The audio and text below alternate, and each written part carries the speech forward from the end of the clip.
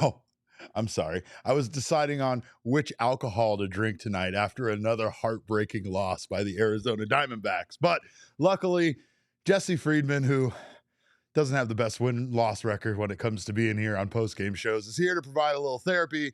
We're going to talk about this game and why this extra innings loss, despite the Diamondbacks kind of being blanked there by Yamamoto, is still so heartbreaking. Don't you go anywhere. We're starting in 30 seconds.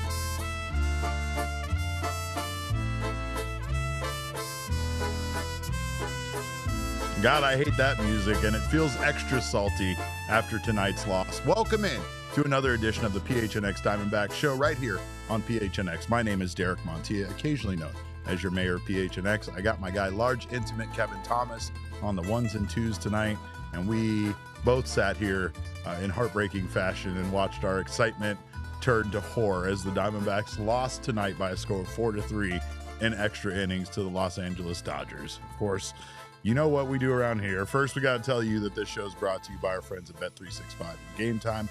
Go download that Bet365 app and use our code of PHNX365 when you sign up. Get yourself some bonus bets when you do. Of course, go over to Game Time, use our code of PHNX there. You'll get yourself $20 off your first order. We do have our guy from Snakes Territory, which can be found on YouTube and everywhere you get your podcasts.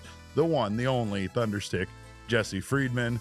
Jesse, or should I say Mr. Friedman, Professor Friedman, Dr. Friedman. Dr. Friedman sounds right, because we need you here for some therapy after yet another heartbreaking loss that, to be honest, here's what I equate this to, Jesse. I used to watch a lot of shows on HBO. I know that you're unfamiliar with, but these shows tend to do something which was, like kill off main characters all the time. And I knew these shows were going to do these things, and I knew they were going to break my heart and make me sad because they were going to do it to the characters I was most attached to. Yet I still found myself time and time again going back to watch these shows. And that is what the Diamondbacks season has felt like, because despite the fact that I know things are not going to go our way, especially late in games with the way that this bullpen has been performing, I still find myself believing and feeling like the Diamondbacks were going to win this one after they got themselves a late lead and in what looked like a moment that they were going to stun the Dodgers in the 9th and the 10th inning. Derek, I was ready to come on here and potentially talk about the Diamondbacks bullpen, like winning them a game, not single-handedly, but like playing Yeah, a really big yes. win, Yeah. a really big role in a win, right? Like that's what the narrative would have Huge. been. Obviously, Corbin Carroll and Gabriel Moreno, like those home runs would have taken center stage, but a really big subplot would have been that the Diamondbacks bullpen outperformed the Dodgers bullpen. They put up 4 straight scoreless innings heading into that 10th inning with Shelby Miller on the mound. Yep. And then reality set in, as it often has for the 2025 Diamondbacks. Well, and this feels like, to me, I guess me saying that, you're right. The bullpen deserves some credit. It's Shelby Miller, who unfortunately had a bad outing, a guy who has been solid for this team all year long, yet also has been shaky in the closer role, like hasn't been, the reliable pitcher. I mean, again, maybe it's just this team is snake bitten when it comes to that closer role. Maybe it's the fact that it's just such a high pressure, high leverage role.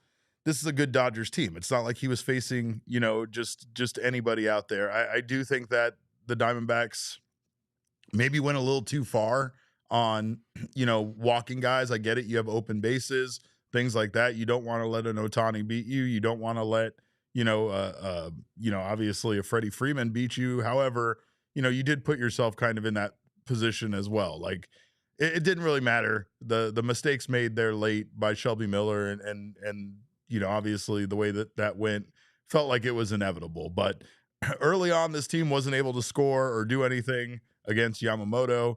So to be fair, it felt pretty good that they were in that position. I think I was telling Kevin that as we were in the bottom of the 10th inning, I was like, I don't feel great about this, even with a 2-run lead.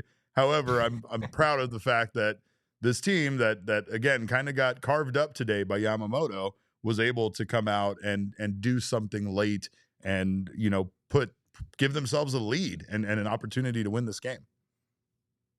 There's no questioning the resiliency of this team, right? That's something that is well established with the Diamondbacks at this point, and even the haters out there, even people who have been generally very negative about this team, I think everyone can acknowledge that the Diamondbacks continue fighting even when they're in tough spots, and that's something you have to appreciate about this team. On the flip side, that often results in games like tonight where a game that felt like you felt like you weren't going to win, you actually wind up being in good position to win, only to wind up losing in what feels like even more devastating fashion than if the Diamondbacks had maybe just lost this game 1-0, Yes. right? Yes. This is the Diamondbacks in a nutshell, Derek. We've seen this time and time and time again over the past few years, and yeah, the events of that 10th inning, as you mentioned there, were very fascinating. The Diamondbacks, you could argue, kind of did do this to themselves in a way with intentionally walking both Ohtani and Freeman. The Right. Dodgers, of course, wind up winning the game because of a hit by pitch with the bases loaded and a sac fly. Those base runners that scored, you could trace that back to the 2 intentional walks. But also, the D-backs have had situations in the past where they did pitch to Shohei Ohtani, and he wound up beating them, and they looked kind of silly in the end for doing that. So getting the first batter out was going to be really, really important. It's always important, but it was going to be really important in a situation like this with the lineup flipping back to the top after Edman. And once Tommy Edman, doinked that double down the left field line, it was like, all right, buckle in. It's going to be tough. Maybe the D-backs can still win this game, but it'd be tough to do it in 10 innings at that point. Jesse, I need to say something, but I feel like I need you to like earmuffs it real fast because I just need to throw out there that Will Smith is a bitch. And he let that pitch hit him, didn't do anything to get out of the way, infuriated me. I know that if I was a fan of that team, I would want the batter to do the same thing in a bases loaded situation. Get that run in. Let's tie this game up. But I just hated how the way that went. I hated how he just kind of stood there and let the ball hit him. And I again, it sucks that it went down that way. I think in regards to what you're saying, yes, I probably would have rather just lost this game 1-0, to be fair. I think that this was a great start by both starting pitchers. Ryne Nelson did an outstanding job. Yamamoto was incredible, and he deserves his flowers for this outing that he had. And now it's just a no decision on his part. But I will say that overall, I feel like, the way that the Dodgers won sucked. And Shelby Miller was not good, and he is to blame for this. That's another thing that sucks is that you kind of lump the whole bullpen into to one when you say the bullpen. But again, the bullpen tonight was pretty good besides Shelby Miller, right? But the way that they won, the sac fly, the walking batters, the hit by the pitch, like it just that whole thing leaves a bad taste in your mouth overall. And I think what also sucks is that they made me believe, Jesse. They made me believe that they were going to do this again. It was a huge home run. Gabby Moreno scores the Diamondbacks' first run of the game with a solo home run off Tanner Scott in the 9th inning, which alone in itself is impressive. However, then you got Corbin Carroll coming back in the 10th inning with that ghost runner on, and he hits a home run, a 2-run shot that puts the Diamondbacks up 3-1. Just huge home runs off of one of the best closers in the game. And I do have to do this because we did it on social media, but I really do feel like Dalton Feely kind of manifested this, Jesse, on Monday's show. This is what Dalton had to say then. What I'm dreaming for this series, I want Corbin Carroll, who did struggle in that 4-game set versus the Dodgers earlier this month. I would love for him to hit a 3-run, like a massive 3-run home run off of Tanner Scott. Tanner Scott being one of the hardest lefties to face in baseball in the bullpen. Carroll being one of the best left-handed batters in baseball, it would be amazing to see Corbin Carroll take him deep and have a Ohtani-esque moment and flip the script on the Dodgers. That's what I'm trying to put into this world, Derek. That would be electric. He said 3-run home run, Derek. He was wrong. Yeah, why are we impressed? And he hit it in the 10th inning instead of the 9th. What a dummy that Dalton Feely is. The guy doesn't know ball, obviously, Jesse. But yeah, that's incredible that he said that to me just on Monday.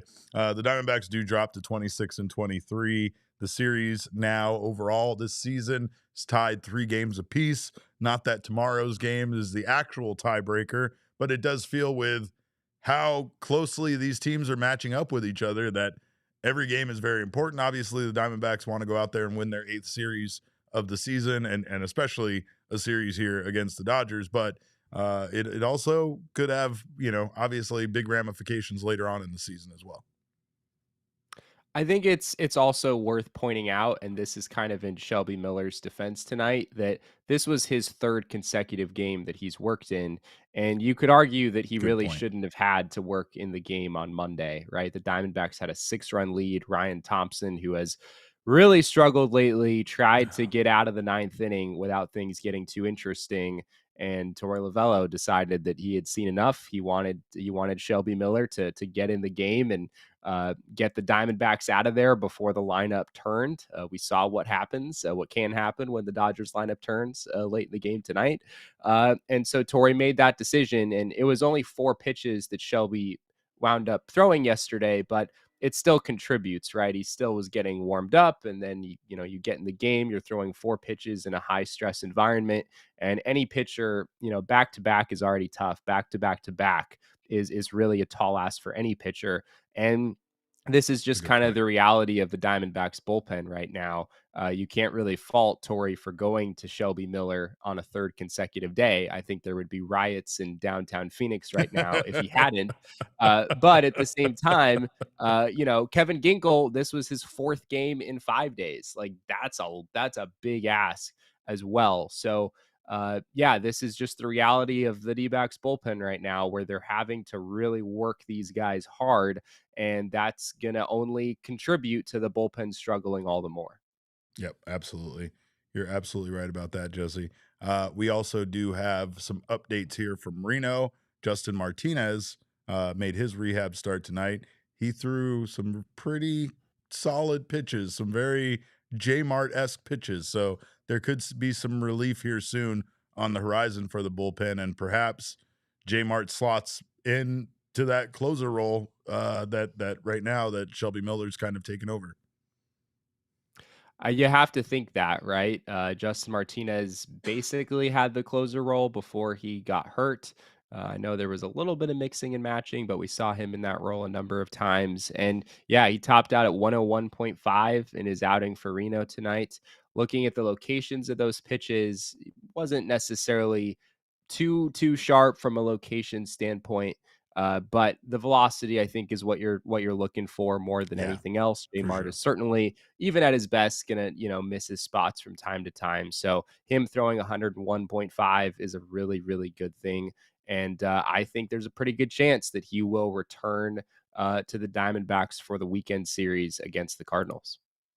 Well, by the way, in that start, Yumin Lin had another great start tonight for the Reno Aces. He went 5 innings pitched, gave up 2 earned runs, had 5 strikeouts.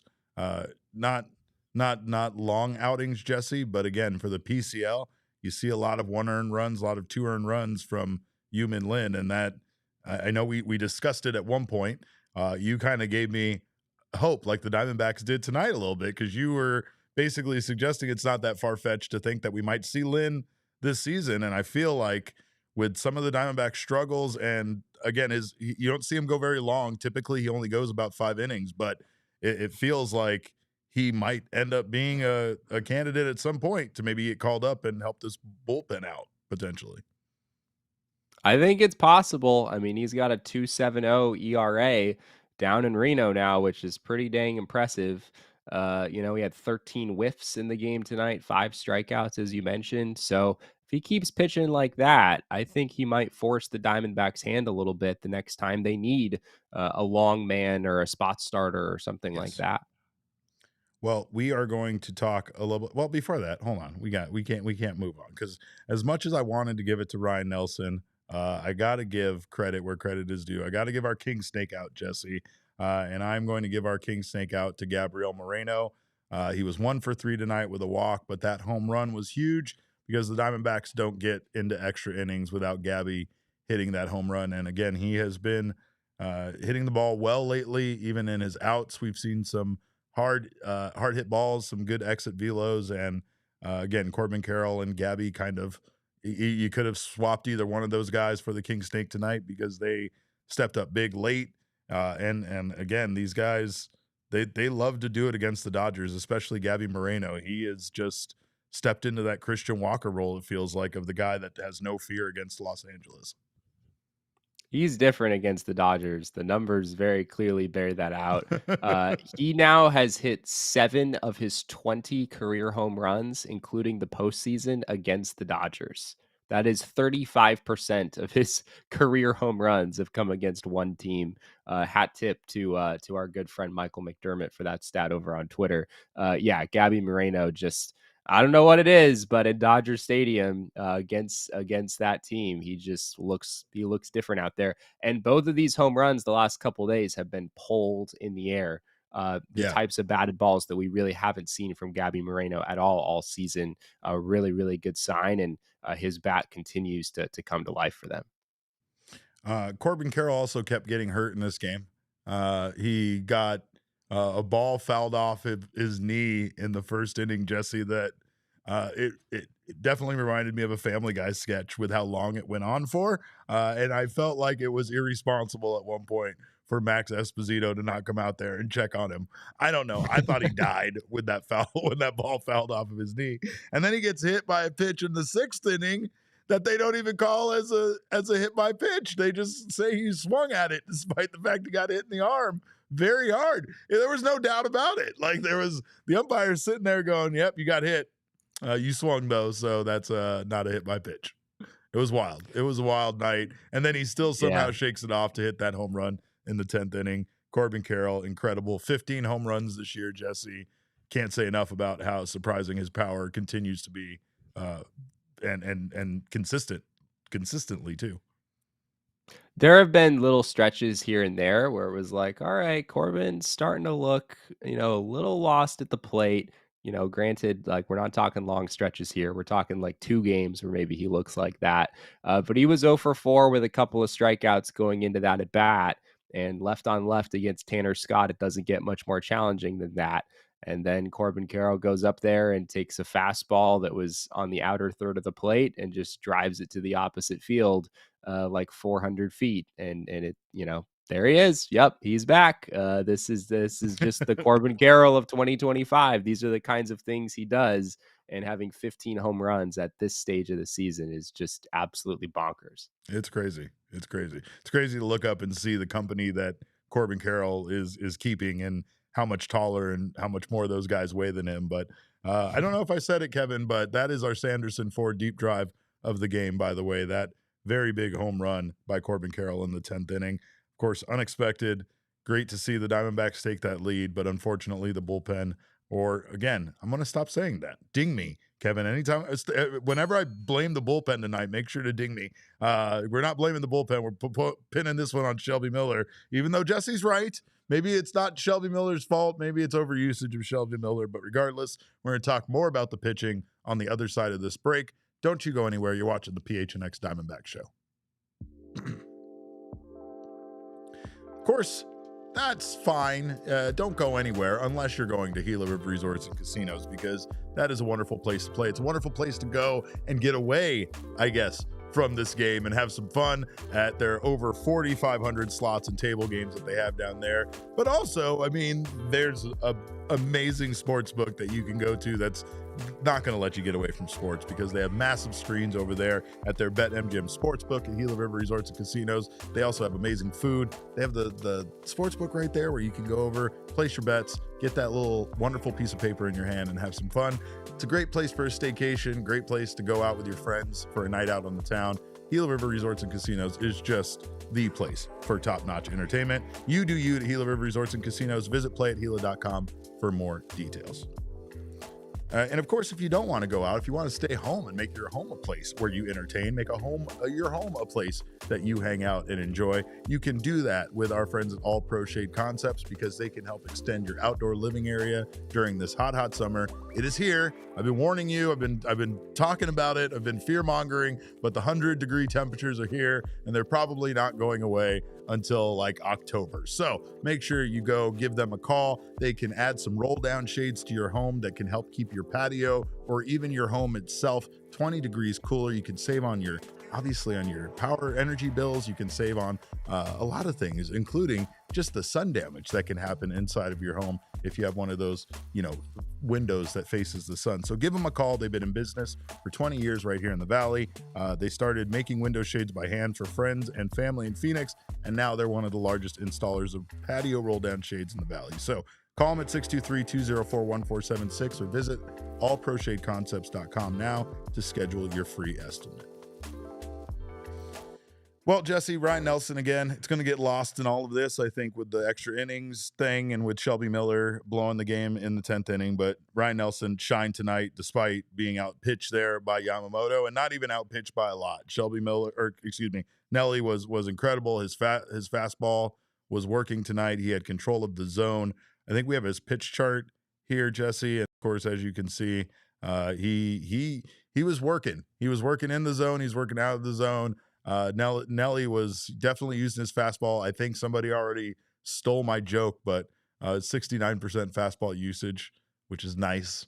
And again, a very nice night for Nelly on the mound against a very good Dodgers team when he was called upon to make this, start in replacement of Eduardo Rodriguez.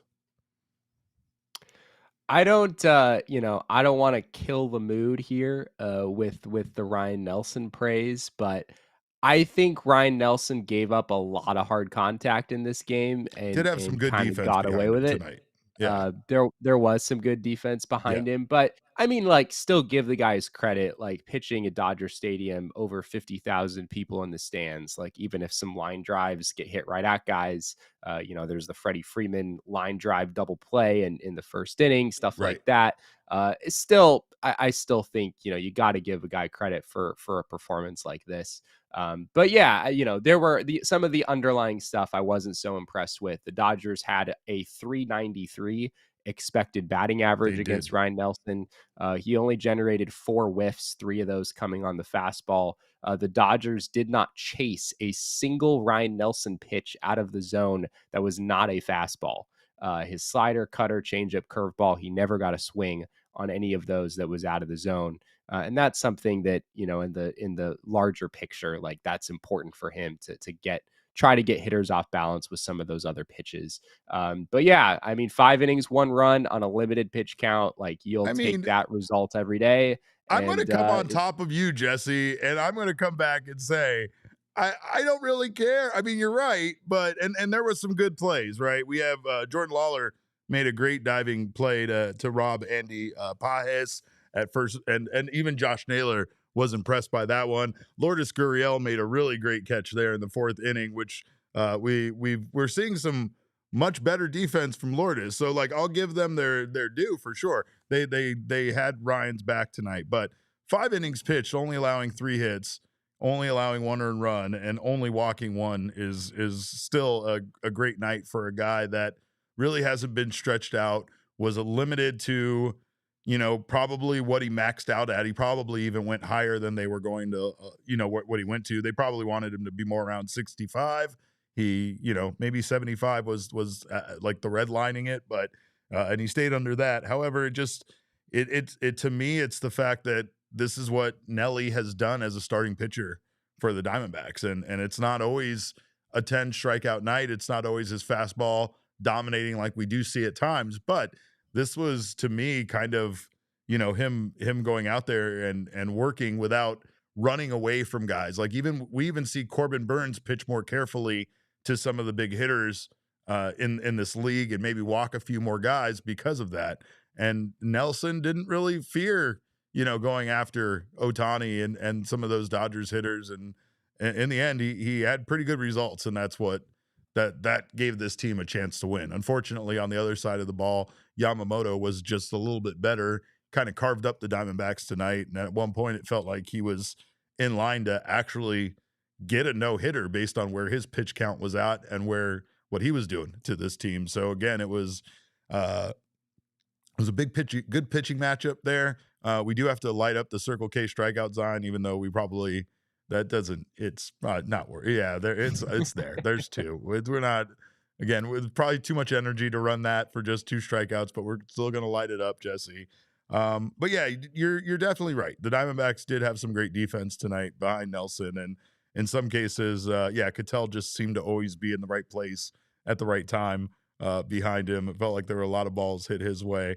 But again, overall good effort here against the Dodgers, and I felt like the Diamondbacks, despite losing this game, just did a great job of again, not letting this game get away from them. And when the offense wasn't working, pitching did everything they could to keep it close.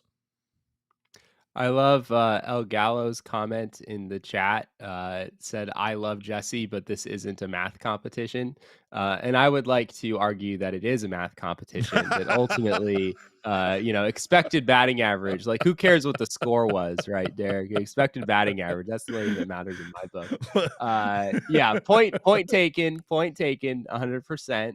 The results are what matters. And while I would say that, no, but you're right. I mean, this is the kind of thing where, like, all of a sudden Nelson's next start, he's bad and gives up, hard hit balls again that don't go right at defenders. Then all of a sudden there's people that are like, wait, what happened? He was good his last time. And you would sit there and go, aha, this is what I was talking about. These are the peripherals that I was discussing. Right. Yeah. So, yeah. And I think it's very true. It's not like he was inducing. I mean, he did get a lot of ground balls, but there was a lot of hard hit balls when you take a look at the Baseball Savant page and see what the Dodgers were doing against him. Yeah, I just think it's important to note there's a lot of randomness in baseball, right? There is. Sometimes you're going to get a lot of soft contact, but they're going to fall in time and time again, right?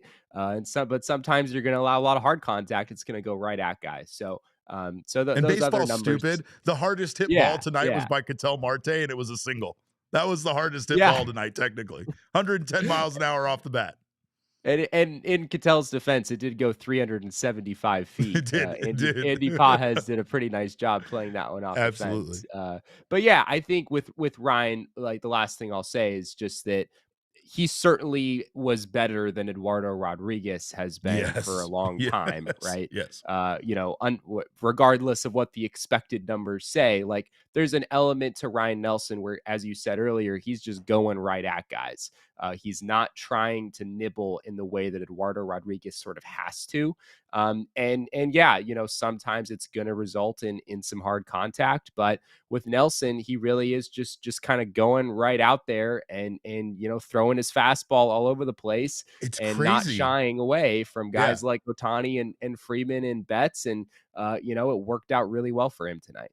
Yeah. I really applaud Nelly's fearlessness, right? Against one of the most fearsome lineups in baseball. He didn't really give a damn. He went out and threw his fastball nearly 70% of the time. And I mean, the results, they were good. They were good. And I agree with what Ina Jackson says, because I've often said that this is what I feel is wrong with some other pitchers, is that they don't really attack batters. More specifically, when they're ahead in the count, they waste too many pitches, right? Like, we see guys really pitching outside of the zone, trying to get batters to swing at some really awful stuff, and not challenging guys once they have, once they're up in the ahead in the pitch count. Like, I'm sure Jesse could pull numbers. I'm sure there's statistical data that proves that you have better results when you do that, when you kind of use your pitch count. But it just feels like at times I want to see that aggression, and if it fails, then so be it. But it does feel like, especially with guys like Zach Gallen, that lack of attacking the zone leads to them being behind in the count, leads to them not getting that first pitch strike, not getting ahead, and then we see things fall apart. Yet when we see someone like Gallen able to get ahead in the count, he has a masterful performance and goes out there and strikes out 13 guys. Yeah, yeah, absolutely. There's an element to Ryne Nelson's game where he's just a lot easier to watch than a lot of other D-backs Yes. pitchers, right? Yes. Even when he's not necessarily on his game, he's still generally filling up the zone with strikes, and he works pretty efficiently. Like he only needed 71 pitches tonight to get through 5 innings, and especially working with such a limited pitch count, getting through 5 innings was really an accomplishment Yeah. against this Dodgers lineup. So Agreed. a lot of credit to Nelly for sure. I've seen some comments about it, Jesse, but Jordan Lawlar continues to struggle. I did my best, Jesse. I feel like I did my best. I tried to be nice without projecting negativity, without trying to tell people that it wasn't going to work out. I still don't want to put that out there. I still don't feel like that's what I was trying to say.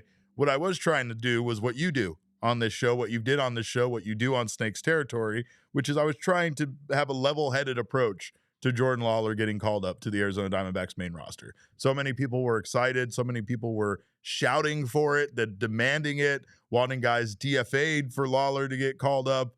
And my only point was you can't look at what any offensive player is doing for the Reno Aces and bank on that being like a sample of their success. I mean, it's good when they're doing well. Like again, it's a great place for guys like Jake McCarthy to go and get right and then come back up and be able to, kind of adjust back to major league hitting and get back on track. That's what Reno is great for. It's not great for you looking at a rookie's numbers and suggesting in some way that they're going to be able to replicate that at a major league level. I wish that was the case. It seems like works out with the pitching a little bit better than the hitting, considering that there's that difference in the PCL. But Lawlar still doesn't have a hit this season, Jesse, and things aren't good for him so far. It doesn't really feel like I don't know. I don't think that there's a sense of real urgency there. I don't think that the Diamondbacks like absolutely demand for him to get there and obviously be contributing offensively to this team. I think they just want him to get adjusted to major league, playing at a major league level. His defense has been great. So I have nothing bad to say. And I do think that they're kind of asking a lot of him for him to be switching positions around the diamond and still be able to be good defensively. So I applaud him on that side of the ball. But offensively, again, this counts his period of time when he was called up before in 2023. He's 4 for 42 in his career with 18 strikeouts as a major league player. And I just have to start wondering, do the Diamondbacks continue to give him opportunities to adjust to big league hitting, or do they get impatient and maybe turn to somebody else like Ildemaro Vargas, who has tons of years of major league experience and might be able to help this team in ways that Lawlar right now is not? I thought one of the biggest moments in this game came in the 8th inning, first and third, nobody out. Jordan Lawlar was due up, and I was very curious if the Diamondbacks if Torey Lovullo was going to let Lawlar hit against a Yeah. left-handed pitcher in Alex Vesia, or if he was going to go to the bench. And he did go to the bench, and he went and got Gino Suarez. And I think Yes.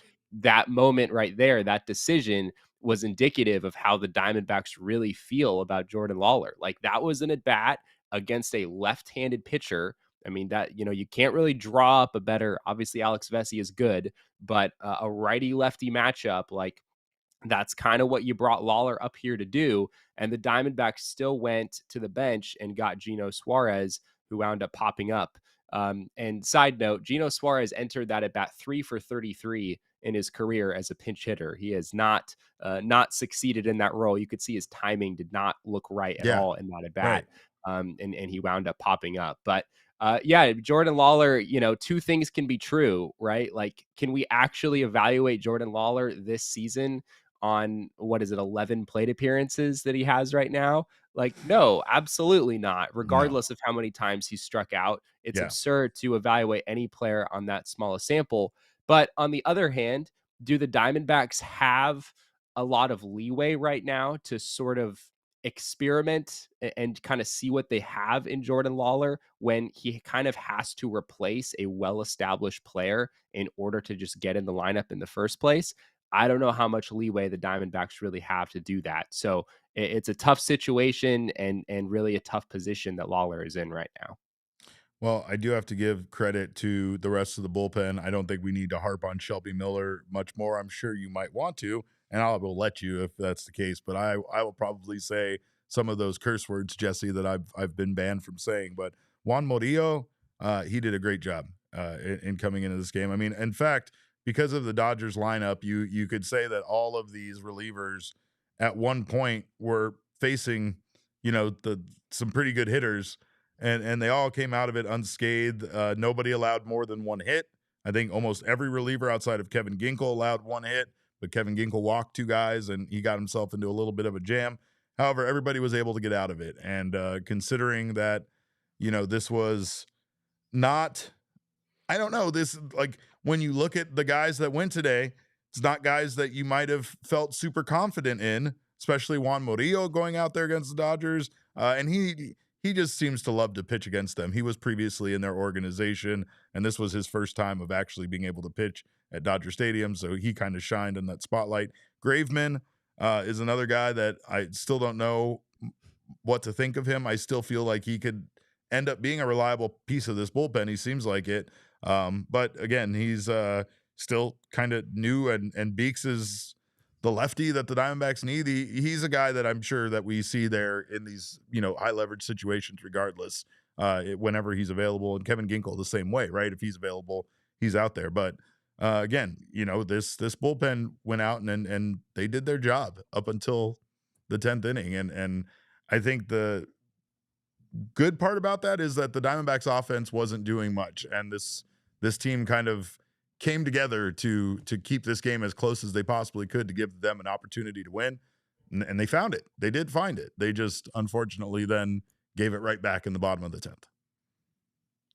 You got to give credit to those guys, right? Yeah. Some of them kind of bent and but didn't break, right? Kevin Ginkel didn't exactly have the cleanest ninth inning that we've seen. He threw one good pitch, walks. Jesse. He threw one good pitch. It was the last pitch he threw. Yeah, I thought it was very funny that Bob Brenly actually said that on the broadcast. He was like, "That's the first good slider we've seen from Kevin Ginkel," but hey, it all worked out. Jalen Beeks gave up a 1-out double in his inning. Murillo gave up a hit as well. So did Kendall Graveman. But overall, I thought those guys looked reasonably sharp. Certainly, Murillo and Graveman looked pretty good in their innings. So those are good signs for the Dbacks for sure. This result aside, the Diamondbacks really need some other guys in their bullpen to step up. And I think you're seeing Kevin Ginkel look a little bit more comfortable out there, a little more like himself. And then, maybe we see some of those other guys start to emerge as a more viable high leverage options as well. All right. Well, we are going to take a look at the numbers from this game, and they hurt, especially that expected batting average, like Jesse brought up earlier. We're going to do that on the other side of this break. Don't you guys go anywhere. You're watching the PHNX Diamondback Show. Of course, pure moments don't always happen, but pure edibles can give you one of those pure moments. They can help make maybe a little bit of a loss like this feel a little better with some of their uplifting effects that their candies have. Or if you just want to forget about it, flush this one and go to bed, they have sleep edition candies that can help with that as well. The beautiful part about Pure is that their effects are clearly listed on each tin, and they have some wonderful effects that can help you in all sorts of different ways. Their gummies are not covered in sugar like all of their competitors, and they do have some nice options, including Kicks, which are their version of Starburst, Chews, which are soft candies like caramels, and hard candies. They are created right here in Flagstaff, Arizona, and now they are made in Phoenix, Arizona, at the home of Pure Edibles. So check them out. Go find yourself some Pure Edibles products from one of over 130 dispensaries across Arizona tonight. Well, it's a little late for that, so maybe wait till tomorrow, but go get yourself some Pure Edibles. And also, if you need yourself a solid credit union, a solid place to do your banking, Desert Financial Credit Union is the place to do that, especially being an Arizona sports fan. There's no place that's better to do your banking, the Desert Financial Credit Union. It is the only place that you can show your team spirit with cards that show off team logos, branded with your favorite teams like the Arizona Cardinals, ASU, NAU, and more. And of course, for more than 84 years, Desert Financial has been Arizona's largest, most trusted local credit union. They got me started on my home ownership journey. I say this time and time again because it was the best decision I've ever made financially. So make sure if you can get started on your home ownership journey, you do so as well. Look to them. You can join a credit union that is committed to giving back to the community and sharing success with their members. When you open a free checking account online today, you can get $200 in bonuses. Get started by visiting desertfinancial.com/200. All right, and a big shout out to Desert Financial, of course, for presenting our By the Numbers. Let's take a look at those numbers from tonight's game. The Dodgers outscored the Diamondbacks 4-3. Both teams had 7 hits. The runners in scoring position, Diamondbacks were 2 for 9. I made this joke on Twitter, Jesse, but at one point, the Diamondbacks were 1 for 7, despite the fact that it felt like they had basically been out hit or no hit by Yamamoto. It was a weird thing to both be no hit and also be 1 for 7 with runners in scoring position. Dodgers were 2 for 8. Both teams had 3 extra base hits. A lot of similarity here between these two teams. But yes, the expected batting average right there just shows, once again, what Jesse was talking about earlier, how hard some of those balls were hit by Dodgers batters off Ryne Nelson. They have a .315 batting average to the Diamondbacks. What was that, 143? So, yeah, that tracks with the way that the Diamondbacks offense performed tonight. Yamamoto, when he had the no-hitter going, I mean, it was about as legit of a no-hitter as I've ever seen. Like, the Diamondbacks didn't hit one single, they had no compelling contact the entire time up until Ketel Marte, drove that ball 375 feet, wound up being a long single that ended the no-hitter. But yeah, and the Diamondbacks, as you mentioned with the runners in scoring position numbers, they did have their opportunities. This game did not have to be decided in the 10th inning. They had some chances in the 7th and 8th. They absolutely did. Very, very quickly advanced to second base after that long single on a wild pitch. He was there with nobody out. The Diamondbacks weren't able to score him in the 7th. And then in the 8th inning, as I was talking about earlier, they had 1st and 3rd, nobody out. Gino coming up as a pinch hitter, and then the lineup turned around to Corbin Carroll and Ketel Marte. Dbacks came away empty there as well. So they did have some opportunities that they let slide in this one. Yamamoto got 10 whiffs tonight. And again, when you look at his line, you're right, because usually with a no-hitter, you can't go out there and strike out double digits, usually, unless you're Randy Johnson and you're an insane person. You can't go out there and do both a night of striking a bunch of guys out and also make it a complete game for a no-hitter, right? And at one point, I looked at Kevin, I think it was in the 4th inning, and I was like, they need to get him to throw more pitches. This is crazy, because it was already tracking in the 4th inning for him to have I think he wasn't even at 50 pitches yet. And I was like, this is not good. He can go entirely too long. In fact, he had his longest outing of the year tonight. And it was because this Dodgers bullpen is not very good, as we saw. They still did a good job of limiting the Diamondbacks, but Diamondbacks came out there, not against Vesia, not against, these other guys. They did it against Tanner Scott, and they, got those 2 home runs and were able to give themselves a lead. So just goes to show that the Dodgers pitching situation, when it's not Yamamoto pitching, is not ideal at times for them, and they need to get as much as they can out of him. Hopefully that goes in a bad direction for them. Let's take a look at the NL West standings, Jesse, because again, it's nice to be part of the pack, but it would have been much nicer for this to still be all teams with 20 wins, or, in the 20s, and not the Dodgers there getting up to 30 wins this season. The Dodgers lead the division at 30-19. The Giants, who won tonight, are at 29-20. The Padres lost their 4th game in a row. They are at 27-19, and the Diamondbacks sit at 26-23 in 4th place. Again, not ideal, but not a terrible place to be, considering how close the Diamondbacks remain to the pack, which is really right now. We don't want to look at these standings as often as we do on this show. However, the main key here is to just kind of not be the Rockies, not to drift away below 500 and get to a point where you need a hope and a prayer in order to catch up. You might want to set the bar a little higher than not. Yeah, no, being I the know. I probably Rockies, shouldn't have but- said that. Yeah. The Rockies have lost all hope altogether. And we're going to talk about them getting sued in the last segment of this program, Jesse. But for now, we'll focus on the teams above us that aren't getting sued. I don't know their financial litigation status right now at this point, but I wish they all would get sued for being as good as they are, because it makes me sick.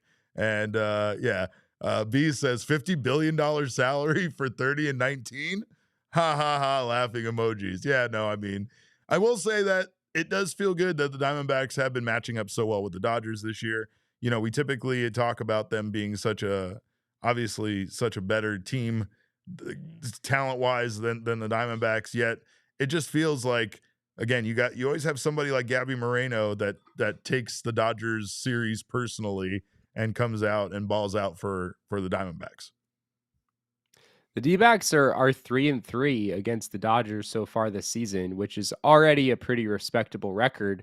And on top of that, 2 of those 3 losses to the Dodgers were both games that they lost due to blown saves, right? I don't know if I need to remind people the last you don't time. need to. We don't want to talk about that. All right. I won't even mention what happened in the series at Chase Field that one game. But the Dbacks continue to play the Dodgers really tough. They mentioned it on the broadcast a couple times that the Dbacks were 7-2 in their last 9 games played at Dodger Stadium, going back to the division series in 2023. So they seem surprisingly comfortable playing in that ballpark. Unfortunately, it didn't end well for them tonight. It did not. The Diamondbacks do have a chance to win the series still tomorrow in what really is the rubber game for at least a little while before these teams match up against each other again. Whoever takes tomorrow's game kind of has that 4-3 series lead for the time being.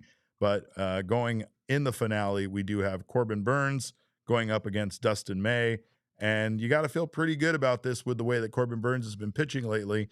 However, it's like, what offense is going to show up? The one that didn't score a run until the 9th inning tonight on a single solo home run? Or the one that scored a whole bunch of runs against the Dodgers? Or is it going to be the one that scored 1 run against the Rockies and won a game? I don't know, Jesse. I don't know what the identity of this team is anymore at any time, at any point. I just know Brandon Pfaadt goes out there and shoves and is consistent. And I know Corbin Burnes is not the bad investment that everybody wants to really make him out to be, because he's been pretty damn good this year. Burnes has been really good lately. I mean, he's about as hot of a pitcher as you'll find in the National League right now. Yes. I will add to the storylines for tomorrow that, granted, we're always sort of concerned about the Diamondbacks bullpen, but tomorrow will be particularly interesting because Shelby Miller has to be unavailable after going in 3 straight games. Ginkel is 4 out of 5, so he's going to be unavailable too. So, can you get out of Dodger Stadium with a win? With Jalen Beeks and Ryan Thompson and Kendall Graveman. Murillo has pitched in back-to-back, so they'd probably want to stay away from him as well. That's a pretty tough situation going into the finale of the series. Scott McGuff, you're getting 3 innings tomorrow. Lock it in. Lock it in. Maybe Christian Montes de Oca actually gets to pitch. Maybe it will happen. Torey was so excited about him. He really was. Like, he was excited about his story. He was excited about how long he's been a member of the Diamondbacks organization and how big of a deal it really was for him to get called up. But that major league debut still hasn't happened. Maybe tomorrow is the day. Hopefully he shines in that debut. We will talk on the other side of this break, though, about that lawsuit I was talking about, because even though it's not a very funny thing that happened, there's parts of the lawsuit that are actually pretty funny. So don't you go anywhere. You're watching the PHNX Diamondback Show. Of course, Sanderson Ford is the place to go buy a vehicle. You know that. If you are in the market for a new vehicle, check out our friends at Sanderson Ford. Ford just announced their From America for America employee pricing. I'm sure you've seen the commercials. I'm sure you've heard about it. We've talked about it a bunch on this show. But what it means is you are going to pay what the Ford employees pay, what the owner of Ford himself pays, and you are going to do that with no nonsense, no pressure, no hassle. and no added markups at Sanderson Ford. And that might not happen for you at every Ford dealership. So make sure to check out Sanderson Ford. They have the inventory you're looking for. Do not settle for that vehicle of the wrong color or the wrong trim. Get everything you are looking for, and Sanderson Ford definitely has the inventory for you. They also have the customer service that you're looking for over 70 years. Sanderson Ford has been the place in Glendale for you to go get a vehicle. And in celebration of their 70th anniversary, right now you can stop in and get a pair of tickets to an Arizona Diamondbacks game just for stopping by. No test drive required. On top of that employee pricing, you can get additional Ford incentives on over 1,000 vehicles during the Sanderson Ford Platinum 70th anniversary sale. This excludes the 2025 Expedition, Super Duty, Raptor Family, Mustang, and Bronco specialty vehicles. One pair of tickets per household with a valid driver's license to the July 6th game versus the Kansas City Royals while supply of 200 tickets last.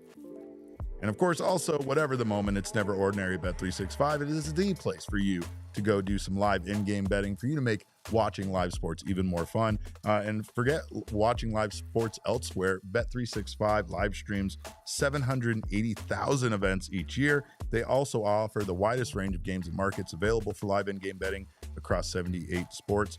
Right now, of course, with the NHL still going on, the playoff action is hot, and you are a winner with the early payout offer on NHL. If your team goes ahead with a 3-goal lead with an instant payout on straight bets and parlay selections, those will be marked as winners.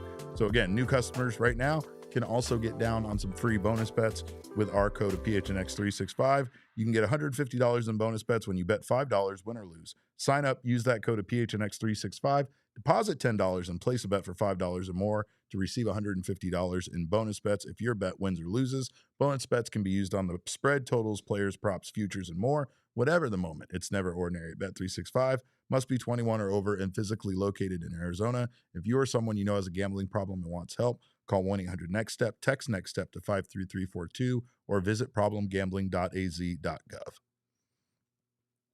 Well, Jesse, we are doing our little pool party takeover again, by the way. We're doing what? We are doing a pool party takeover again. Shane has claimed it in honor of his birthday, but what do you got? Was that Glockenspiel? That was an air horn. Oh, get an air horn in there for it. Jesse, Kevin delights me with these sounds, so it's no end. But, of course, this is on July 3rd, on Shane's birthday. It's supposedly Shane's birthday bash. I don't know how. He's not on this beat. Well, he is kind of, but he's a Mariners fan. But we are going to celebrate him, and we're going to celebrate the Diamondbacks. 5:30 to 10 p.m. It is time for a PHNX pool party. Jesse and I had a blast last year doing it. Probably our most fun takeover event that we've done, considering that we actually got to talk to everybody and mingle around instead of trying to find a seat with our press passes that didn't give us a ticket. But we've got the right field pool reserved on July 3rd, and we're inviting you to come hang out with the PHNX crew and other diehards. Tickets are very limited, so do not wait. Get down on it right now. Includes your ticket to the Dbacks versus Nationals in the pool area, complimentary food, complimentary towel, beverages during the entirety of the game, and, of course, a whole lot of fun to be had. So make sure you join us for that. I do believe we have some super chats. Kevin, what do we got? We do have super chats, but the chat has maybe a more important question than any possible super chat, with all due respect. Oh, my God. Piece of Yoshi says, wait, Jesse, do you think cereal's for babies? I did come across the take a side, Jesse. Pick a side. Very spirited discourse that has happened on this show already. I do consume cereal from time to time, Yeah! and I would like to think that Yeah! I'm not a small child. So I'm Team Derek on this one. Let's go. For the record, Dalton, I miss you every single day, aside from the day you come here to hand us a loss. I want to say Dalton Feely posting his game day meal of dry cereal with a Mountain Dew and some Dino Nuggies. I love Dino Nuggies, but I think he kind of proves my point with that one. And that's my comment on what Dalton had to say tonight. There's still Dino Nuggies. Dalton. I think it's also an indictment of Dino Nuggies, which are very clearly only for very small children. I don't think anyone's debating that. I could maybe get to a point where I believe that certain types of cereal are for very small children. Yes, if you're eating fine. Fruit Loops, as a middle-aged person, I'm Yeah. like, that's a little odd to me. Yeah. Like the super sugary ones. But no, we definitely cannot make a broad brush statement that cereal is for babies. It's just not That's true. my guy. That's my guy. Let's read some super chats, you loser, Kevin. M says, I just prefer we lose a normal way. These losses like this are mentally Yes. draining on me, Yes. let alone the team. Yeah, no, you're right. That's defeating. I mean, we talk about sometimes the fact that they come back can build you up and make you believe as a team that you can't lose, or that there's no quit, right? Like, we've seen ourselves come back. We've seen we've won games like this before. We've been down before. However, yeah, after a while, it does have to make you feel also equally queasy when you have a lead and you've seen it dissipate right before your eyes. So that's not great. And I agree with him. I also would have liked to lose this game just 1-0. I want to reiterate that one more time because they gave me hope. They made me believe. Me and Kevin were screaming louder than I was just screaming about my victory on the cereal thing, thanks to Jesse. But it was all for naught. Zach Gonzalez has a super chat. Thank you for your super chat, Zach. He says, I've never been a fan of the extra innings rules. Yeah, the ghost runner, Like, I guess the Diamondbacks did it here more honorably with the home run, right? But you still had the Dodgers doing it with the Dodgers stuff, which is getting on base, getting hits, doing stuff, trying to pitch around them, having it go south on you, and that's what happened. I don't even know if that's entirely to blame for this one. M says, can J-Mart just come back now? Like, please, we are running out of real estate. We need to go on a run, and we can't with this bullpen. Yeah, we need J-Mart back as soon as possible. Thank you for your super chats, M. Thank you, Bees, for your super chat. He says Nelly is the honey badger of pitching. He does not give an F. That's accurate. He does not. That man is incredible. Fleaball, thank you for your super chat. He says, can't blame Torrey tonight. He played his cards right. He did. He set himself up. I guess the one criticism of Torrey for the Torrey haters out there that need that criticism to hold on to is that, like Jesse said, Shelby Miller was a bit overused, and there was one outing that Ryan Thompson kind of let get away on him that the Diamondbacks had a good lead. If they don't, I mean, even if he could have gone to somebody else. That's not Torrey's fault, though, right? No. That's Ryan Thompson's fault. He goes to no, it's totally Ryan Thompson's fault. I'm not saying it's not. Well, it's the umpire's fault for calling that one strike ball. But fair. It's also I'm just saying there is maybe the possibility to go to someone else. However, if you go to someone else and then they blow it, everybody screams at Torrey and says, why didn't you put Shelby Miller in there? So it's a no-win situation, really. I was just suggesting maybe Shelby Miller doesn't have to pitch this many days in a row, and then maybe that doesn't go the way that it went tonight. M, thank you again for another super chat. He says, Lawlar, really nothing, be a bust, 4 for 41 so far in his career, and he looks lost. Yeah, well, I'm not ready to declare him a bust. Like Jesse said, there's only been a handful of at-bats, so we'll calm on that. And honestly, once again, his defense has been major league defense, so I'm not going to, again, turn on him yet. Zach Gonzalez says, hope Erod calls out sick the rest of the season. He might. Jesse, before we get out of here, I did bring up that Colorado Rockies lawsuit. And again, this isn't the events of the lawsuit aren't funny. A fan has filed a lawsuit against the Rockies for an incident that happened in 2023. He got hit with a foul ball while in one of the luxury suites, and apparently it did catastrophic damage to his eye. This was back in 2023, and that part sucks. You and I both know how awful it can be having a foul ball come up into the press box, and how scary it can be once it starts ping-ponging around and everything like that, right? He blamed this on a few things, including just the design of the stadium where you couldn't really see a ball coming into the luxury box, and also that the netting wasn't proper. And all of those are valid complaints. But the funny part of this lawsuit, Jesse, is that in writing, they said the defendants, and the defendant in this case is the Colorado Rockies, long-standing poor performance on the field has contributed to a game day environment in which spectators, particularly those in luxury suites, are less engaged with the action on the field, thus meaning that the Rockies are so bad that people don't pay attention to the baseball games happening, and it is a danger to those people because a baseball can just fly and hit them, and we know that that's actually something that very much can happen. I don't want to rush on this, so I just want to let you guys know, if you're watching on gophnx.com or your favorite app, we're going extra innings is what we're calling this one. They call it overtime, but this is baseball, damn it, and we go to extra innings. So we're going to do that.